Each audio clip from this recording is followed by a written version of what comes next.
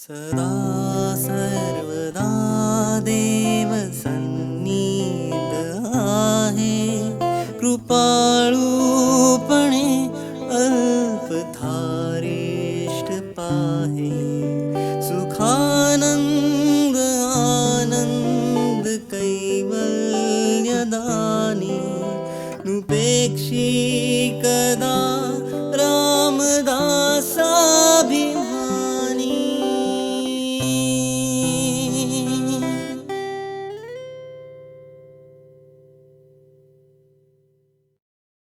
जय जय रघुवीर समर्थ.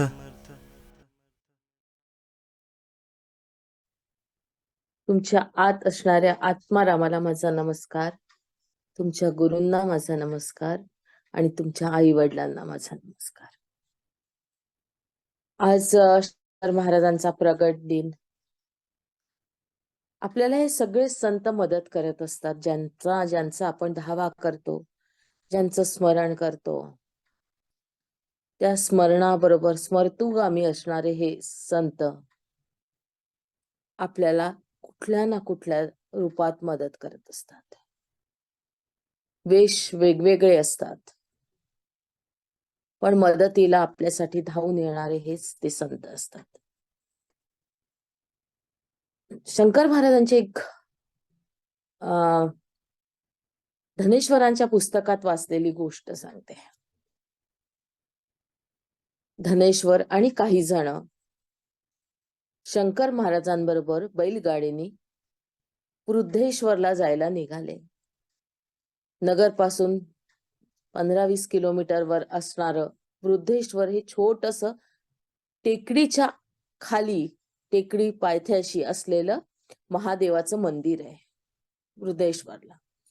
ते महादेवाचं मंदिर असं आहे की जसं एकावर एक आपण रुद्राक्ष ठेवावे आणि कसे दिसतील तसं ते दिसतं. छोटीशी पिंड आहे आणि जुनाट असं देऊळ आहे. त्या मंदिरामध्ये शंकर महाराज ह्या सगळ्यांना घेऊन आले. रात्रीची वेळ होती, संध्याकाळी पोचले. काय खायचं असेल ते खाल्लं आणि देवळाच्या मागे जो अतिथींसाठी ठेवलेला भाग असतो, कोनाडे असतात, त्या कोनाड्याच्या तिथे ते हे लोक सगळेजण बसले.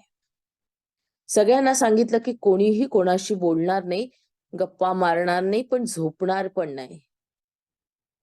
सगळेजण वाट पहा, अद्भुत घडणार आहे. सगळे साधकच होते, गुरुची आज्ञा मानणारे होते. सगळेजण तिथे बसले मागे. पहाटे जशी व्हायला लागली अमृतवेला ज्याला म्हणतात, त्या अमृत वेलेला हळूहळू सुरांची तान यायला लागली. कोणीतरी सुंदर गात आहे असं वाटायला लागलं आणि स्वर जवळ जवळ यायला लागले. भूपाळी रागातला जे काय असेल ते स्वर हे लोक सगळे ऐकत होते.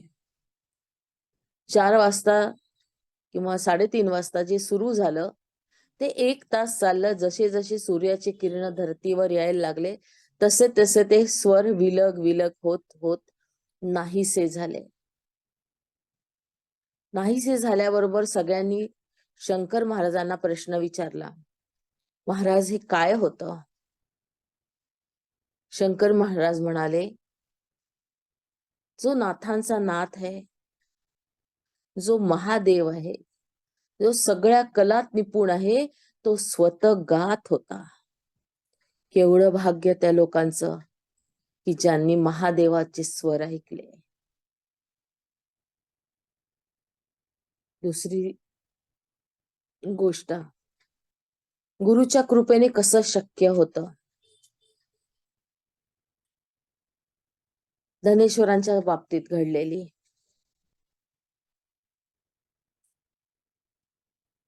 दोन 3 मित्रांमध्ये चर्चा सुरू होते. आपण चर्चा संसाराची करतो. तुझ्या घरी कुठली भाजी केली, तिच्या घरी कुठली भाजी केली. संत लोक वेगळ्या प्रकारची चर्चा करतात. आपण लावलेले शोध, आपल्याला लागलेले शोध किंवा समोरच्याला आलेले अनुभव याच्याबद्दल एकमेकांबद्दल देवाणघेवाण केल्या जाते. असंच झालं. शुभराय महाराज मठाचे अधिपती जनार्दन बुवा धनेश्वरांकडे आले आणि त्यांनी सांगितलं की स्वरामध्ये ताकद आहे. आपण फ्रिक्वेन्सी म्हणतो, फ्रिक्वेन्सी वाढली, नाद वाढला. आपण फक्त म्हणतो, आपल्याला त्याचा प्रत्यय फारसा येत नाही, कारण आपण आपल्याला तितकं तरल करून घेत नाही. आपले बाकीचेच शरीरावर चरवलेले पुट असतात, त्याच्यामुळे ते आपल्यापर्यंत पोहोचत नाही. प्रत्येक वस्तूला एक फ्रिक्वेन्सी आहे, एक नाद आहे. त्या नादाला जर तुम्ही पोचू शकला तर त्या वस्तूशी बोलणं किंवा त्या वस्तूच्याकडनं हालचाल करून घेणं सहज शक्य होतं, असा त्यांचा विषय होता. धनेश्वर म्हणाले की महाराज, हे कसं शक्य आहे? म्हणाले, त्याच्यात काय अवघड आहे? अवघड काही नाही असं जरी असलं तरी ते आता प्रत्यक्ष करता येईल का? तर म्हणाले, हो, करता येईल. पण तुम्ही मला हा अनुभव देऊ शकाल का? म्हणे, देऊ शकतो मी हा अनुभव, कारण मला ती कला साधली आहे. कशातून आवाज काढून दाखव, काय करून दाखव? तर समोर एक गादीची वळकटी पडली होती. धनेश्वर म्हणाले, हिच्यावर प्रयोग होऊ शकतो का? तर म्हणाले, होऊ शकतो. जनार्दन स्वामी, जनार्दन बुवा गायला बसले. गाणं सुरू झालं. त्यांच्या आलापताना सुरू झाल्या. हळूहळू गादी हलायला लागली. हलता हलता ती पूर्ण वर झाली, म्हणजे आडवी असलेली गादी पूर्ण वर झाली आणि डोलायला लागली. यांनी जसं गाणं हळूहळू संपवायला सुरुवात केलं तशी ती गादी पूर्ण आपल्या जागेवर स्थिर झाली. म्हणजे एवढं सामर्थ्य एका संगीतात आहे. आपण काल याच्या आधी जे कोमल वाचा दे रे राम म्हटलं होता, ती कोमल वाचा बघा इथे किती महत्वाची आहे, किंवा त्या वाचेच्या साह्याने आपण काय करू शकतो याचं प्रत्यंतर धनेश्वरांनी आपल्या पुस्तकात लिहून ठेवलंय. शंकर महाराजांच्या कृपेने ते शक्य झालं. तिसरं एक गोष्ट अशी आहे की अप्पा बळवंत चौकात मेहेंदळेंचा वाडा होता. मेहेंदळे पती पत्नी तिथे राहत होते. सरदार घराणं होतं, त्याच्यामुळे रावसाहेबांची जी जीवनशैली होती ती उच्चभ्रू होती. पण त्यांच्या पहिल्या पत्नीचं निधन झाल्यामुळे ते थोड्याशा वैराग्य अवस्थेत पोचले होते. त्यांच्या मित्रामुळे त्यांना अनेक साधू संतांचे दर्शन झाले. घरच्यांच्या दबावाखाली त्यांनी दुसरं लग्न केलं. दुसरी बायको वयाने खूप छोटी होती आणि यांचं वय जास्त, विचारांमध्ये खूप तफावत. अशा वेळा दोघांचं बरेचदा पटत नव्हतं. यांचा सगळा ओढा संतांकडे होता, किंवा पुराणांकडे होता, किंवा विरक्तीकडे होता. आणि नवीन आलेली नवरी, जिला ताई साहेब म्हटल्या जायचं, ती हौशी होती. तिला वाटायचं नवऱ्याने आपल्याबरोबर राहावं, बोलावं, फिरायला घेऊन जावं, पार्ट्या कराव्या, आणि तसं होत नव्हतं. तिला इतकी फ्रस्ट्रेट झाली की ती स्वतः जीव द्यायला निघाली. जीव देताना समुद्राच्या किनारी पोचली. समुद्रात आता आपल्याला बुडवून घ्यायचं. तर त्यावेळेला असं एक जवळ देऊळ दिसलं. देवळात गेली. ते स्वामी महाराजांचं होतं आणि तिथेच तिला नुरी म्हणून कोणी गृहस्थ भेटले आणि त्यांनी विचारलं की तू इथे कशी काय आलीस, चला घरी जाऊ, आणि ते घरी घेऊन आले. अशी ताईसाहेबांची छोटीशी म्हणजे पूर्व कल्पना. ह्या ताईसाहेब एकदा शंकर महाराजांच्या दर्शनाला रावसाहेबांबरोबर गेल्या. सगळे जण होते तिथे. ते म्हणाले, बेबी कुठे आहे, माझी बेबी कुठे आहे, माझी बेबी कुठे आहे. बेबी कोण हे कोणाला समजेना.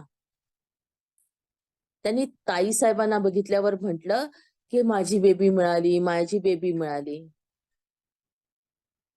ताईसाहेब पुढे सरल्या आणि त्यांनी पायावर डोकं ठेवलं. पायावर डोकं ठेवलं तेव्हा महाराजांनी त्यांच्या डोक्यावर हात फिरवून त्यांचा लाड केला आणि आपलं तर्जनीचं बोट त्यांच्या कंठाला लावलं. कंठाला लावल्याबरोबर त्या ट्रान्समध्ये गेल्या आणि त्यांनी आजपर्यंत कधीही न ऐकलेली अशी विरहणी त्यांनी गायला सुरुवात केली. किती वेळ तरी त्या गातच होत्या. सरदार घराणं आणि ह्या गाणं जरा थोडीशी तफावत असते. त्यावेळेचा काळ आठवून पहा. शंकर महाराज पिसाटासारखे हसायला लागले, आनंदाने टाळ्या पिटायला लागले. बालभाव होता तो त्यांचा सगळा. त्या बालभावामध्ये ते बुडून हसता हसता ते म्हणाले, मी ताईला खाल्लं, मी ताईला खाल्लं, मी बेबीला खाल्लं. पुढे जाऊन ताईंना एक पोथी मिळाली. ती पोथी एका गुरुनीच त्यांना दिली आणि ती पोथी होती ज्ञानेश्वरीची. त्यांना सांगितलं की ज्ञानेश्वरीवर बोलत चला. शंकर महाराजांनी लावलेलं त्यांच्या विशुद्धी चक्राला बोट आणि हातात मिळालेली पोथी, दोन्हीचा असा संगम सुरू झाला की शंकर महाराज त्यांच्या मुखातून बोलायला लागले. शंकर महाराजांनी सांगितलं की मला स्वतःला बोलता येत नाही, मला कोणाचं तरी मुख लागतं, मी कोणाच्या तरी मुखातून बोलतो. कारण त्यांचे शब्द जे होते ते तोंडातल्या तोंडात यायचे, अस्पष्ट असायचे. काही वेळेला जर तुम्ही कान देऊन ऐकले तरच कळायचे, नाही तर ते वरच्यावर विरून जायचे. बोबडं बोलायचे ते. अशा वेळेला आपण जेव्हा बोलू शकत नाही तेव्हा संत दुसऱ्याच्या मुखातून बोलतात. आणि ताईसाहेब खूप सुंदर कीर्तन करायला लागले. हळूहळू लोक जमायला लागले आणि शंकर महाराजांचा बोध ताईसाहेबांच्या मुखातून ओझरायला लागला.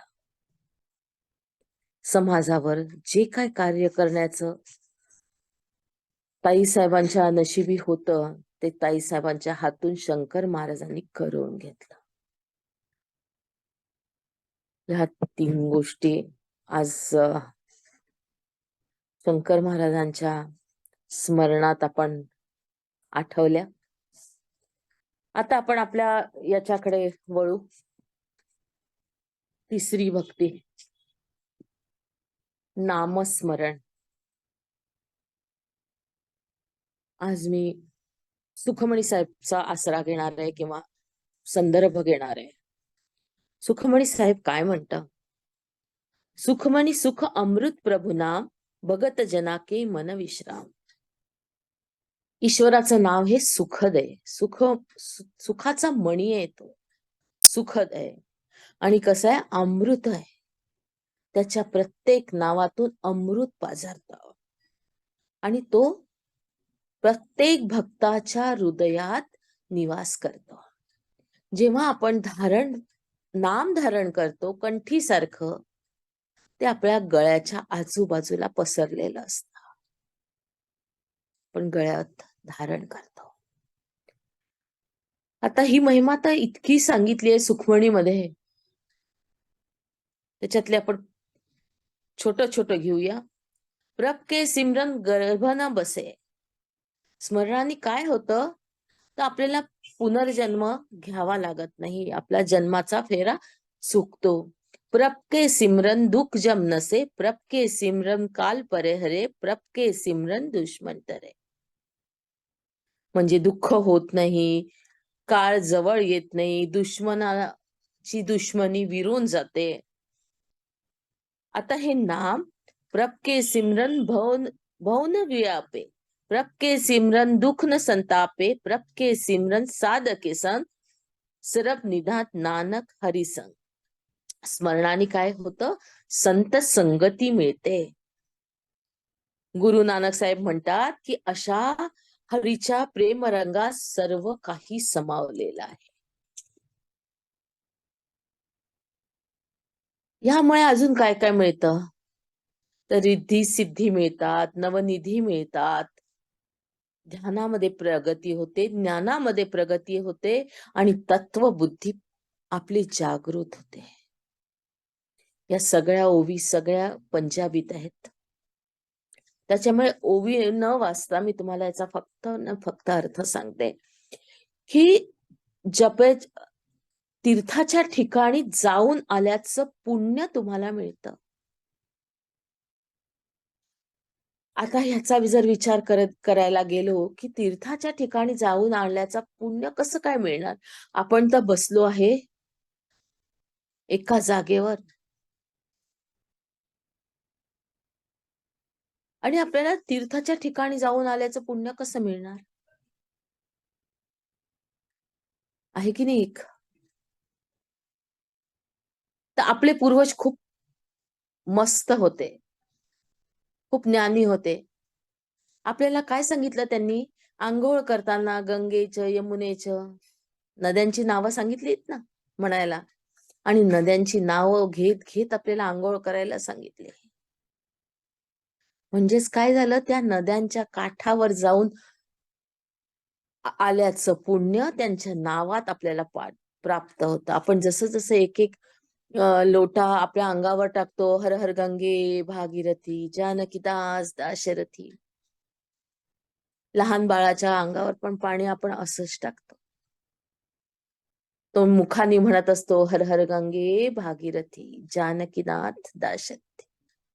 असं जेव्हा आपण म्हणतो त्यावेळेला त्या तीर्थाचं पुण्य, त्या तीर्थावर स्नान केल्याचं पुण्य आपल्याला मिळतं. जसं आपल्या हिंदू धर्मात आहे तसंच बघा इथे शीख धर्मात देखील सांगितलं गेलं आहे. शीख धर्म म्हणतोय की तीर्थाच्या ठिकाणी स्नान केल्याचं पुण्य आपल्याला मिळतं. प्रभ सिमरन तीर्थ स्नानी, तीर्थावर स्नान केल्याचं पुण्य आपल्याला मिळतं. त्याचप्रमाणे हरीच्या दरबारात मान प्रतिष्ठा लागते. प्रभ के सिमरन दरगह मानी, प्रभूच्या दरबारात आपल्याला मान प्रतिष्ठा मिळते. आता हे कधी शक्य होतं, तर आपल्यापैकी काही आत्मे वैकुंठात जातात, काही कैलाशावर जातात, तर काही इंद्राच्या दरबारात जातात. आपल्या सत्वरज तमाचा खेळ कसा आहे याच्यावर या प्रभूच्या नामाचा परिणाम होतो, प्रभूच्या सिमरनाचा प्रभाव होतो. सिमरन म्हणजे काय, तर सिमरन म्हणजे नामाबरोबर रूपाचा देखील स्मरण. सिमरन म्हणजे दोन्ही रूप आणि नाम एकत्र केल्यावर त्याला सिमरन म्हटलं जातं.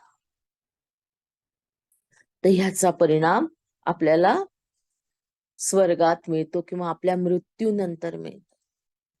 पण आपल्याला मृत्यूनंतर केव्हा मिळेल, काय मिळेल आपल्याला समजत नाही. पण इथे जर मिळाला तर, पृथ्वीवर मिळाला तर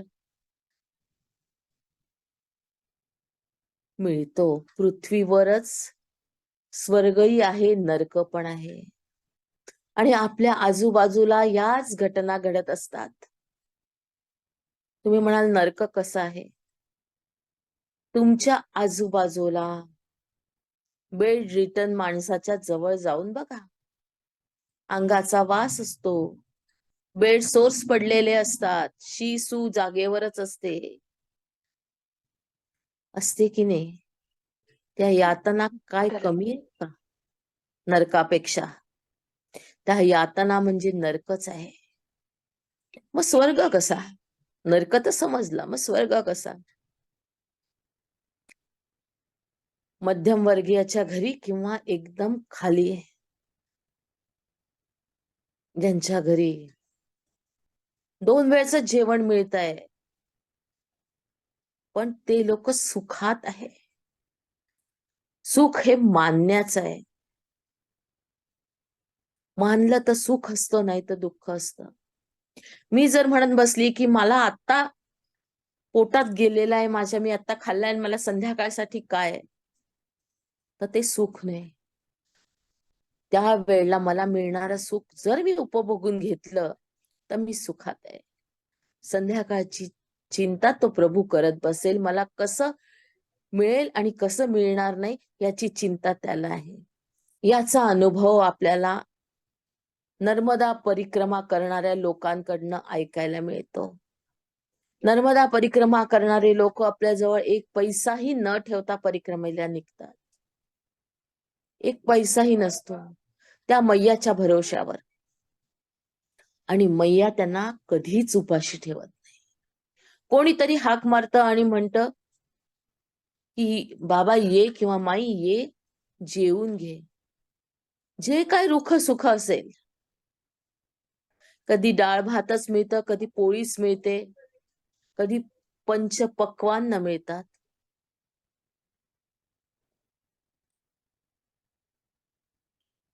पण मिळतं, पोटाला घातल्या जातं, उपाशी ठेवल्या जात नाही. चिमणी काय करते? आपला कुठून तरी आणते आणि आपलं पोट भरते, आपल्या पिलांचं पोट भरते. ती आपल्यासारखं साठवून ठेवते का? नाही ठेवत. मग तिला जर मिळू शकतं तर आपल्यालाही मिळू शकतं. आणि मिळालेल्या याच्यामध्ये जेव्हा आपण सुखी राहतो ते स्वर्ग सुख आहे. पण जर मी म्हणत गेली माझ्याजवळ BMW नाही, माझ्याजवळ ताजमहाल नाही, माझ्याजवळ मोठ्या मोठ्या गोष्टी नाही, तर ते मिळणं शक्यच नाहीये. मी आयुष्यभर दुःखी राहील. जे मिळालं त्यात सुख मानलं तर ते स्वर्ग सुख होऊन बसतं. प्रभ के सिमरन सुफल फला, से सिमरन जिन आप सिमराए, नानक ताके लागो पाय. नानकजी म्हणतात की जो सिमरन करतो त्याला त्याच्या मी पायाचं वंदन करतो किंवा त्याला मी नमस्कार करतो. बघा, एका संताला म्हणावंसं वाटलं की तुम्ही फक्त नाम घ्या, मी तुम्हाला नमस्कार करायला तयार आहे. केवढी मोठी गोष्ट आहे. गोंदवलेकर महाराज काय म्हणतात? तुम्ही फक्त आणि फक्त नाम घ्या, संसार माझ्याकडे सोपवा, तुमच्या कल्पनेपेक्षाही सुंदर तुम्ही तुमचा संसार करून दाखवेन. तुम्ही नाम घेत असाल तर मी कुत्र्यासारखा तुमच्या दारात बसून राहील. कुत्र्याची स्वतःला उपमा दिलेली आहे. केवढी मोठी गोष्ट. नुसत्या स्मरणाने किंवा नामस्मरणाने हे संत आपल्याला सांगत असतात, म्हणजे याच्यावर किती मोठं असेल.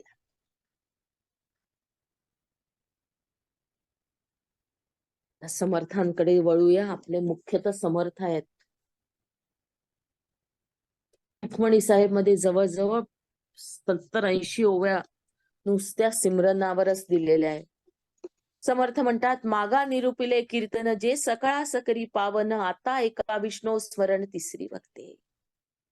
जे सगळ्यांना पावन करून जातात ते स्मरण आता तुम्ही ऐका. स्मरण देवाचे करावे, अखंड नाम जपत जावे, नाम स्मरणे पावावे समाधान. पहिली अट स्मरण करायला सांगतात ते. स्मरण देवाचे करावे, मनुष्याचे नाही. एकेका शब्दात अर्थ भरलेला आहे. एकेका शब्दावर बोलता येईल इतकं आहे समर्थांची एक एक ओवी. किल्ली आहे त्या कुलपाची. एक एक जसं ज्ञानेश्वरीच्या बाबतीत म्हटलं जातं की एक ओवी तरी अनुभवावी, तसं समर्थांचं एक वाक्य जरी आपण पकडलं तर आपलं आयुष्य धन्य होतं. स्मरण देवाचे करावे, अखंड नाम जपत जावे. अखंड नाम सांगितलंय, आपले स्मरण सांगितलंय. स्मरण कसं करायचं, तर स्मरण करण्याचे अनेक मार्ग आहे. जर आपण आपल्या जीवनात त्या परमेश्वराला सामील केलं, आपण त्या दिवशी पाहिलं देव सन्निध आहे. मग जर सन्निध आहे तर त्याला मित्र बनवलं, त्याला बाप बनवलं, त्याला माय बनवलं, त्याला बंधू बनवलं, त्याला सखा बनवलं आपल्या आपल्या याने. आणि सकाळच्या उठण्यापासून तर रात्रीच्या झोपण्यापर्यंत आपण आपल्या आयुष्यात त्याला घेऊन जाऊ शकतो का याचा विचार करावा. उठल्यावर त्यालाही म्हणावं, आत्मारामा उठा रे बाबा आता, कारण तो आपल्या आत आहे. जेव्हा आपण आत्मारामाला सांगतो, आत्मारामा उठा, चहा प्यायचा आहे का तुम्हाला, चला चहा करूया. स्वतःही प्या, त्यालाही पाजा. पहिला घोट आपल्या आत्मारामाला, आपल्या आत असणाऱ्या रामाला द्यायचा. स्मरण आहे नुसतं, मनाची स्थिती आहे ती की आत असणाऱ्या आत्मारामाला आपण पहिला घोट दिला. पहिला घोट तुझा रामा, दुसरा माझा. वाटणी करून टाकायची, कशाला जास्त द्यायचं नाही का. पुन्हा एक घोट रामाचा, दुसरा घोट माझा. एक कप चहा पिताना आपण कितीदा राम नाम म्हणू. एक त्याचा, एक माझा, एक त्याचा, एक माझा. त्यानंतर आंघोळ करताना, हे तू दिलेलं शरीर आहेस, मी तुला धुतो आहे, मी मला नाही. मी तुझी सेवा करतोय. या शरीराची सेवा करताना जेव्हा आपल्या मनात विचार येईल की हे रामाचं आहे, रामाने दिलेलं आहे, त्यावेळेला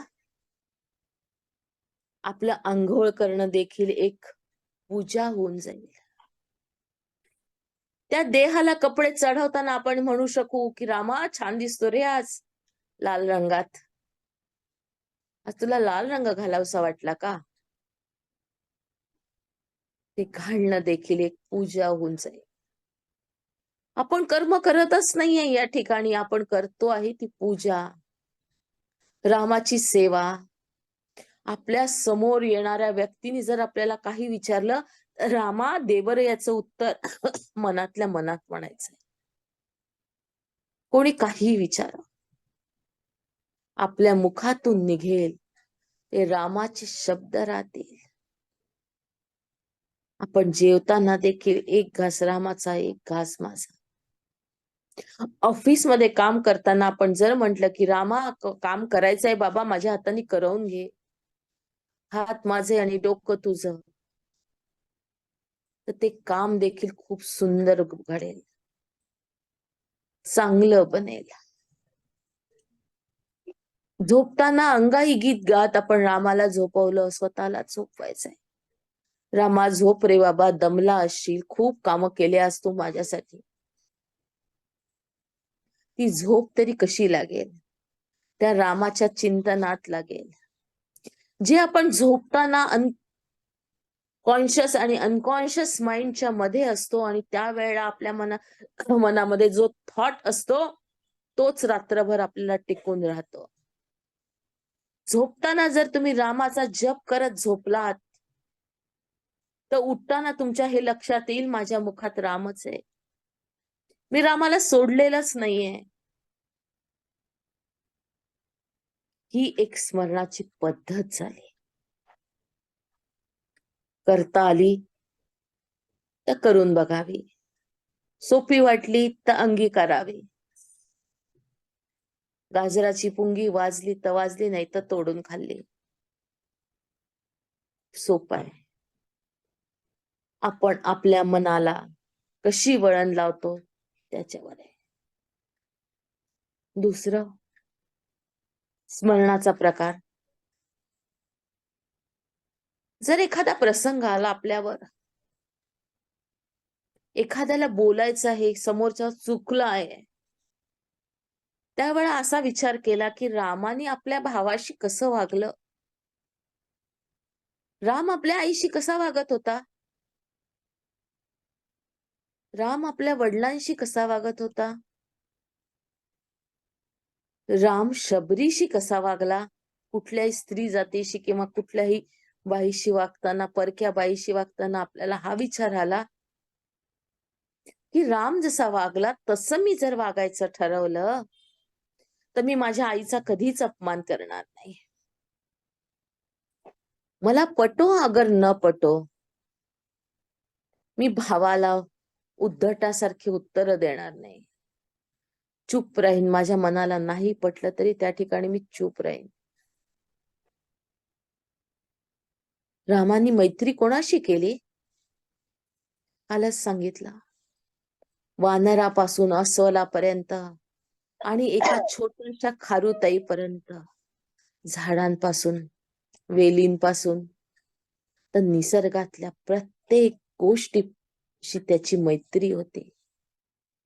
तो बोलत होता त्या प्रत्येक गोष्टीशी, तो विचारत होता, तो सांगत होता. त्याचे त्यांच्याशी संबंध होते. जर मी करून पाहिलं तर झाडं माझ्याशी बोलतील, बोलतात झाडं. माझा अनुभव आहे. मी रोज झाडांना पाणी घालते आणि त्यांच्या अंगावरनं हात फिरवते. कधीतरी उशीर होऊन जातो, कधीतरी एखाद्या दिवसाची गॅप पडते पाणी देताना. अगं बाई, मग उशीर झाला ग, तुला त्रास झाला माझ्यामुळे, असं म्हणून तिच्या अंगावरनं, तुळशीच्या अंगावरनं हात फिरवते. असं लक्षात आलं एक दिवस की मी गेल्याबरोबर हे झाड डोलतात आहे. तुम्ही करून पहा. 4 दिवस करा फक्त. तुम्हालाही लक्षात येईल की झाड तुमच्या संवेदना ओळखतंय. तुम्ही कुठल्या प्रेमाने पाणी देता की रागाने पाणी देता हे ते झाड जाणतं. करून पहा. करण्यासारखा प्रयोग आहे. जर झाडाला संवेदना आहे तर माणसाला संवेदना आहेच. मग जर आपण राम नाम त्यांना ऐकवलं, त्यांना सांगितलं. मागच्या वेळा आपल्या क्लासमध्ये एक जण होतं, नाव सांगत नाही, त्यांना तेच सांगितलं होतं. खूप डिप्रेशन मध्ये होत्या. म्हणाल्या की माझं डिप्रेशन जात नाही, काय करू? तर म्हटलं संध्याकाळच्या वेळी तुळशीला गाणं ऐकवा, भजन ऐकवा. तुम्हाला वेळ मिळेल तेव्हा तुळशीला ऐकवा. बाकी जाऊ द्या, माणसं तुमची संवेदना समजून घेणार नाही. पण तुळस खूप तरल असते.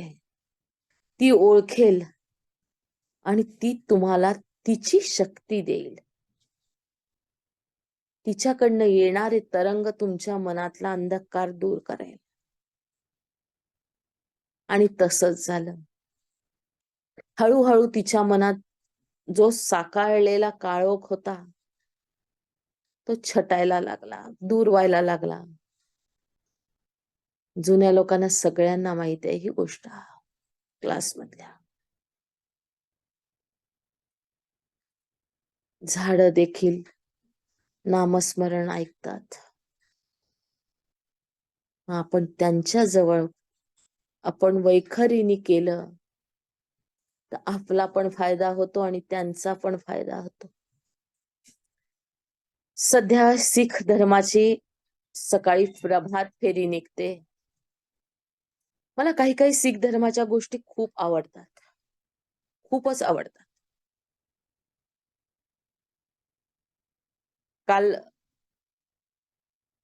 आमच्या सत्संग मधल्या एक रणवीर दीदी आहे, त्यांना विचारलं सकाळी ही प्रभात फेरी का निघते? तर म्हणाले की दिवाळीच्या दुसऱ्या दिवसापासून आम्ही काढतो प्रभात फेरी आणि गुरुद्वारापासून आम्ही 5 घरं घेतो, 5 घरी जातो. त्यांच्याजवळ एक ओंकार लिहिलेला दंडा असतो, पताका असते. आणि ती घेऊन जातात. त्यांच्याकडे कुठे मूर्तीपूजा नाही. तर म्हणे आम्ही कोणीही कोणाशी रस्त्यात बोलत नाही, मोठ्याने भजनं म्हणत जातो किंवा वाहेगुरु वाहेगुरु वाहेगुरु म्हणत जातो. तर म्हणाले की रस्त्याने जे कोणी अडलेले जीव आहेत, जे कोणी भूत आहेत, त्यांचा उद्धार होतो याने.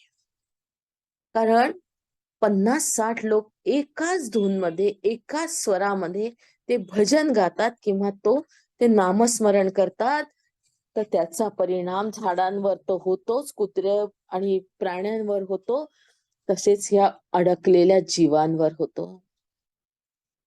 एकसंध पद्धतीने जेव्हा एखादी साधना आपण करतो, त्यावेळेला तिथे आलेले जे सूक्ष्म आत्मा असतात ते मुक्त होतात. आम्ही 5 घरी जातो, 5 घरी ते स्वागत केल्या जातो, तिथे 2-4 भजनं म्हणतो आणि आपापल्या घरी परत येतो. जेव्हा 50 लोक एका ठिकाणी बसून जर भजन म्हणत असेल, तर त्या भजनाचे व्हायब्रेशन त्या घरात पसरणारच आणि त्या घरातलं वातावरण एकदम शुद्ध होणार. हा त्याचा मागचा गोष्ट आहे. नागपुरात सध्या नामजप सुरू आहे गोंदवलेकर महाराजांचा. या नामजपामध्ये एकाच्या घरी 3 दिवसाचा जप असतो. कुठेही देणं घेणं नाही, खाणं पिणं नाही. प्रसाद ठेवला जातो. खोबरं साखरेपासून तर पेढ्यापर्यंत कुठलाही तुमच्या ऐपतीप्रमाणे प्रसाद ठेवायचा. गोंदवलेकर महाराजांचा फोटो असतो. समोर प्रसाद ठेवलेला असतो, बाजूला 10-12 माळ्या असतात. लोक येतात, तास 2 तास 4 तास जप करतात. एक वही ठेवलेली असते आणि वहीमध्ये तो जप लिहून ते निघून जातात. इतका जप झाला. दिवसाच्या शेवटाला तो जप मोजला जातो. त्या घरात जर तुम्ही 3ऱ्या दिवशी गेलात, पहिल्या दिवशी जायचं आणि 3ऱ्या दिवशी जायचं, तुम्हाला त्या घराचे व्हायब्रेशन बदललेले जाणवतात. त्या घरात एक आनंद असतो, एक प्रसन्नता असते, एक शांतता असते. आपल्याला गेल्याबरोबरच आपल्या औराला जाणवतं, आपल्याला मनाला प्रसन्न वाटतं आणि बसायची इच्छा होते. हे कशाने शक्य होतं? तर या नामस्मरणाने शक्य होतं. उद्या बघूया. पाय क्रॉस करा, हात क्रॉस करा. चला.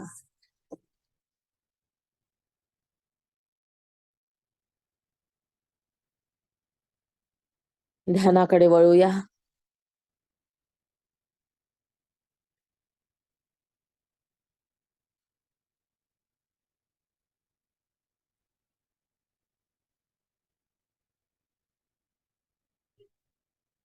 डोळे अलगद बंद, चष्मे काढून ठेवा.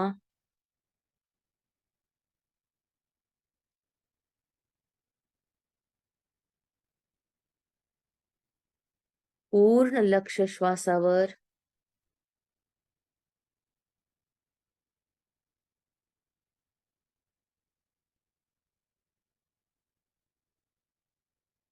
श्वास आत, श्वास बाहेर.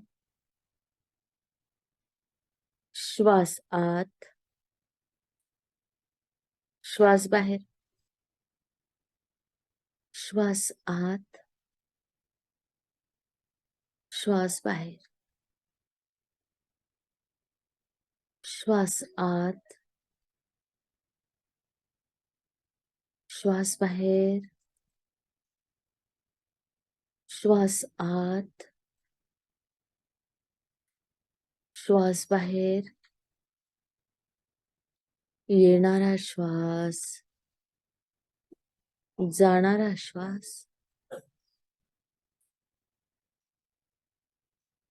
आपली अध्यात्मातली प्रगती आपल्या नाकपुडीला कुठे स्पर्श होतो या श्वासाचा, यावर अवलंबून आहे. आपल्या शास्त्रज्ञांनी, आपल्या ऋषीमुनींनी हेही शोधून काढलं की आपण कुठल्या पायरीवर आहे हे ते आपल्याला फक्त श्वासावरनं सांगतात. तसा आत होणारा श्वास, तसाच आपला बाहेर पडणारा श्वास किती लांब आहे याच्यावर पण त्यांचं गणित अवलंबून असतं. 2 बोट श्वास, 4 बोट श्वास, 16 बोट श्वास. हा आपला मित्र आहे. आपला राम आहे.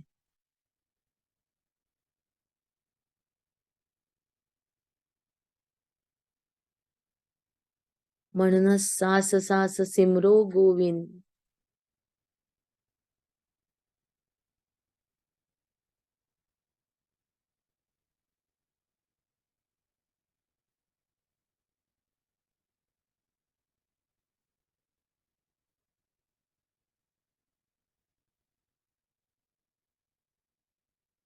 या श्वासावर आपलं आयुष्य अवलंबून आहे. आत गेला आणि आतून बाहेरच नाही आला, आपण राहत नाही. किंवा बाहेरचा श्वास आत गेलाच नाही, तरी आपला मृत्यू.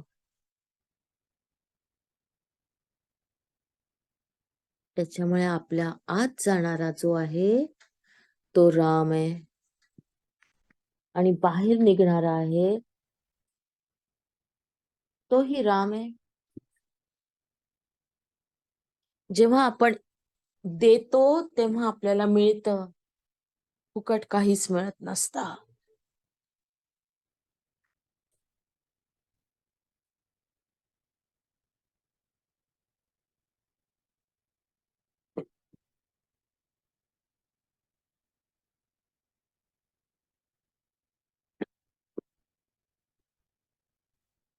एक श्वास आत, एक श्वास बाहेर.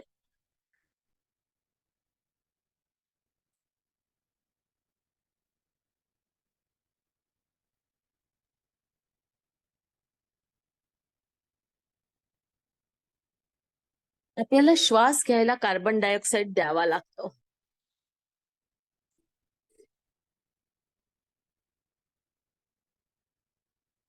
आपल्याला झाड ऑक्सिजन देतात, आपण त्यांना कार्बन डायऑक्साईड देतो.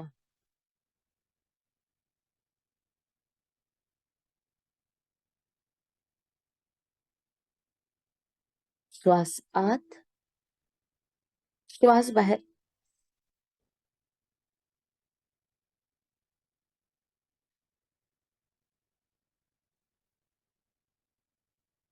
श्वास आत,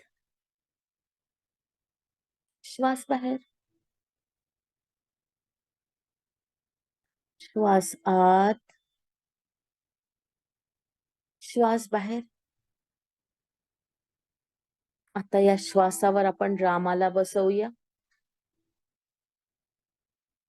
आत येणारा श्वास राम, बाहेर निघणारा श्वास राम.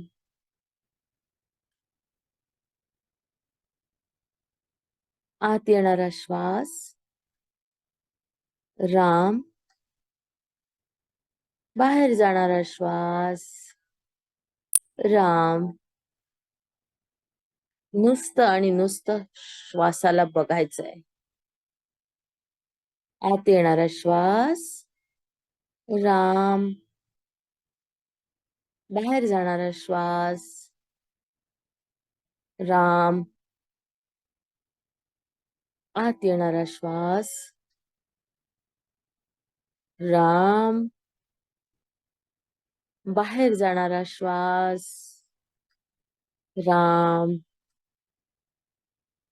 तुमच्या मनातून स्मरण सुरू करा. श्वासाकडे बघा. आत येणारा श्वास राम, बाहेर जाणारा श्वास राम. आत श्वास राम, बाहेर जाणारा श्वास राम. आत येणारा श्वास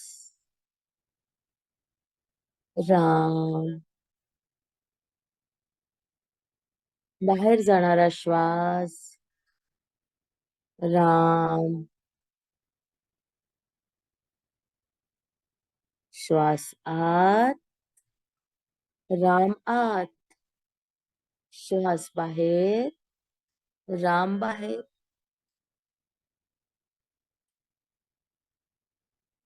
या श्वासाशिवाय या शरीराला अर्थच नाहीये.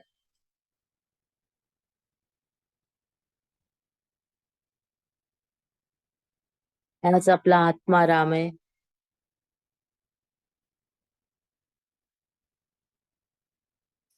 हा आपल्याला जन्मापासून प्राप्त होतो. पहिला श्वास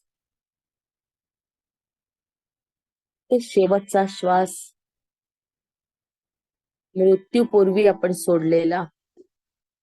पहिला श्वास आपण घेतो आणि शेवटचा श्वास आपण सोडतो. या श्वासामध्ये आपलं पूर्ण जीवन आखलेलं आहे. 2 श्वास, सुरुवातीचा शेवटचा. या 2 घरामध्ये आपण खेळत असतो.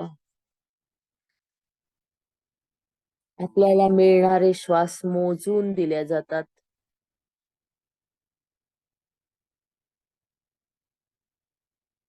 इतके वर्ष आणि आपण हे श्वास काही काही वेळा नको तिथे खर्च करतो.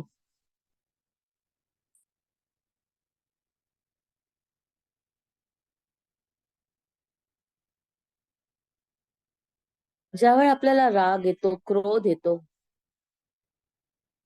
त्यावेळा आपला श्वासाची गती खूप वाढलेली असते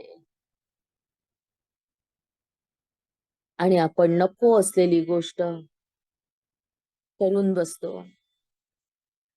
श्वासाची गती वाढणं म्हणजे आपण आपलं आयुष्य कमी करणं. हे आपल्या लक्षातच येत नाही.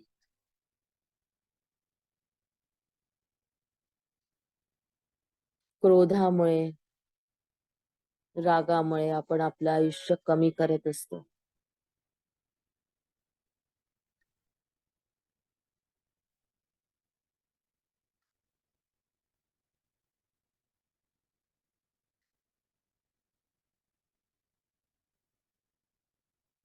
श्वास आत,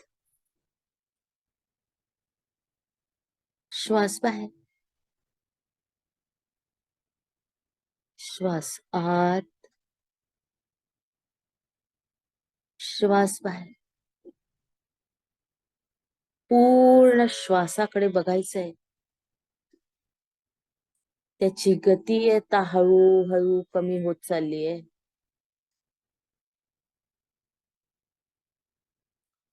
तुमचं शरीर पण रिलॅक्स झालंय.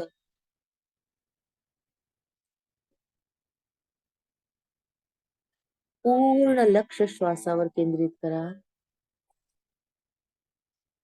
आता छोटे छोटे येणारे श्वास आहेत, त्याच्यावर राम बसवा. एक छोटीशी बग्गी आहे किंवा पालखी आहे आपल्या श्वासाची आणि त्या श्वासावर 2 अक्षर बसलीये. राम, सीताराम. 2 अक्षर.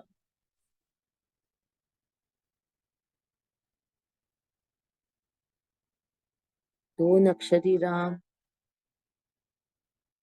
ज्यांनी वाल्मिकीला एका दरोडेखोराला महात्मा वाल्मिकी बनवलं, तीच ही 2 अक्षर. आतमध्ये जाऊन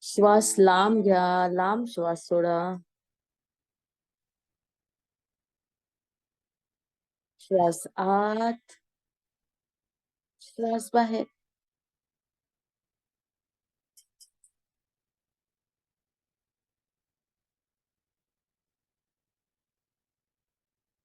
श्वास आत, श्वास बाहेर.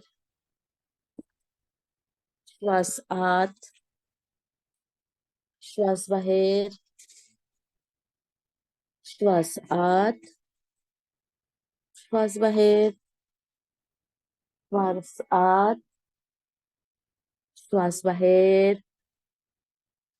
पाय सोडून द्या, हात सोडून द्या. पायाच्या बोटाची हालचाल, हाताच्या बोटाची हालचाल.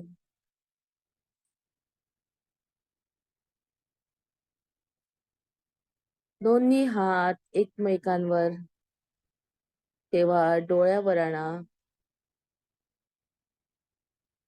आत डोळ्याच्या हालचाल, पापण्यांची हालचाल करा. हळूहळू प्रकाश बघा आणि हात बाजूला करा. आपल्याला इथे पोचायचं आहे. हो ताई, फार सुंदर ध्यान आणि जाणवत होतं ऊर्जा.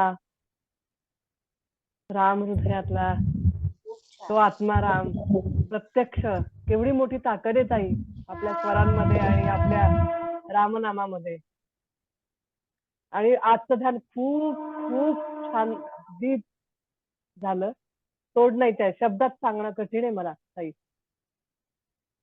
पण हे म्युझिक नसताना जे आपल्या म्हणजे आपली साधना, आपलं जे आहे सांगण्याची पद्धत इतकं उच्च कोटीचं आहे ना ताई.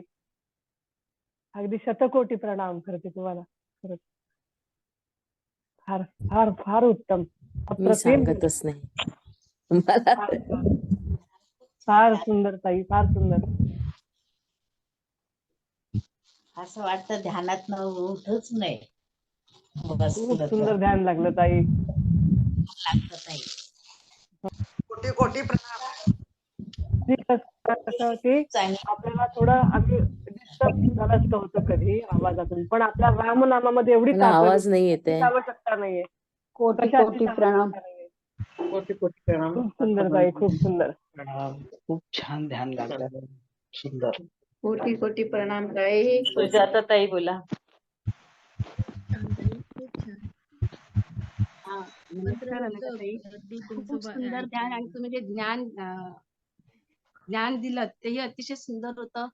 मुख्य म्हणजे स्मरणाचा जो प्रकार सांगितला तुम्ही, पहिला प्रकार. आणि आपण प्रत्येक काम करत असताना आत्मारामाशी कनेक्ट व्हायचं, हे मला अतिशय आवडलं.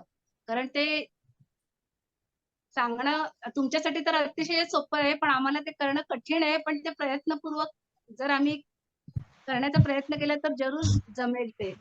की प्रत्येक गोष्ट, चहा पिताना राम, जेवताना राम, सगळं काही करताना, आंघोळ करताना राम, सगळं. पण ते तेवढी जागृती राहत नाही ताई. पण प्रयत्न चालू असतो. नाही, आपण हळूहळूच कनेक्ट होऊ ना, एकदम तर होऊच शकत नाही ना. हो. हळूहळूच कनेक्ट होतो. माझ्या आजीने मला पहिला चहा केल्यावर देवाच्या समोर ठेवायची सवय लावली. पहिले नुसताच चहा ठेवायची, नैवेद्य दाखवायची, पाणी फिरवायची आणि चहा उचलून घ्यायची. पण मग लक्षात आलं की अरे देव पीत नाहीये ना. मग तोच कप त्यांच्या समोर धरायला लागली, आग्रह करायला लागली, महाराजा पिऊन घ्या थोडासा चहा. आपणच कनेक्ट व्हायला लागतो.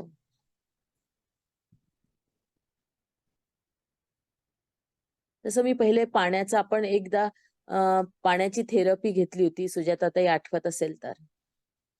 त्याच्यात आपण पाणी पिताना राम म्हणायला सांगितलं होतं, कारण राम म्हटल्यावर सगळे दोष जातात है ना. आपण मग ती सवय एकदा लागली मनाला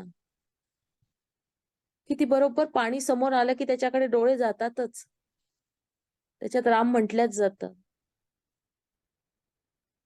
मग तसंच अन्नाचं आहे. प्लेट समोर आली, आपल्या हातचं असो या कोणाच्या हातचं असो, प्लेट समोर आली, प्लेटकडे बघून फक्त राम म्हणायचंय, तो प्रसाद बनतो. आणि तेही समोरच्याला लक्षात पण नाही येत आपण काय करतोय, कारण मनातल्या मनात म्हणतो. सवय लावायला वेळ लागतो, पण लागते ती हळूहळू. लक्षात राहत नाही की अरे मी आज म्हंटलच नाही, पाणी पिताना म्हंटलच नाही.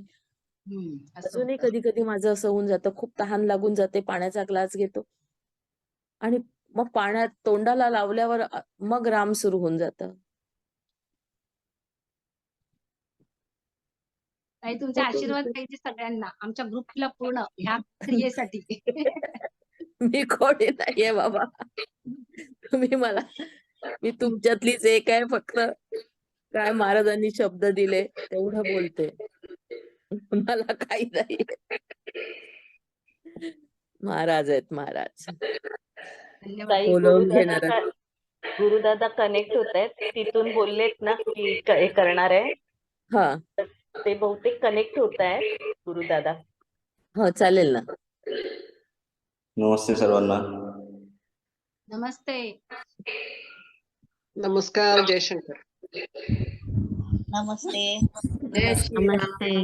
जय शंकर. श्रीराम. अजून अभिषेक चालू नाही झालाय, म्हटलं तुम्हाला सगळ्यांना दर्शन द्यावं. दिसत नाहीये पण गुरुदादा. हा दिसलं दिसलं. रोहिणीताई स्पॉटलाइट केलं तर दिसेल. दादा खूप दिसतंय छान दिसतंय दिसतात. खूप छान दिसतंय. दिसतंय. खूप छान. खूप छान. दादा खूप सुंदर. दादा दिसत नाहीये. स्क्रीन स्लाइड ते करा. नाही स्क्रीन दिसत आहे, ते गळी दिसतंय. दिसतंय छान दिसतं. छान दिसतंय. मावशी स्लाइड करा हे मोबाईल, स्लाइड करा ना, जिथे पुढे पुढे करा, मग दिसेल बघा.